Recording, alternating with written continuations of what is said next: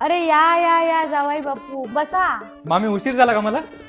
सांगताय का विचारताय? अजून तर मुलगी दिली बी नाही. हो मामी, जेवढा मला गावातून अमरावतीत यायला वेळ लागला नाही ना, तेवढा तर अमरावतीत लागला. आमच्या गावात मस्त आहे बाबा, 5 मिनिटात या कोपऱ्यातून त्या कोपऱ्यात कुठे विजा. मग गावचीच करायची असती ना. केली असती, पण आपल्या छकुलीचं म्हणजे तुमच्या छकुलीचं माझ्यावर प्रेम आहे ना, म्हणून.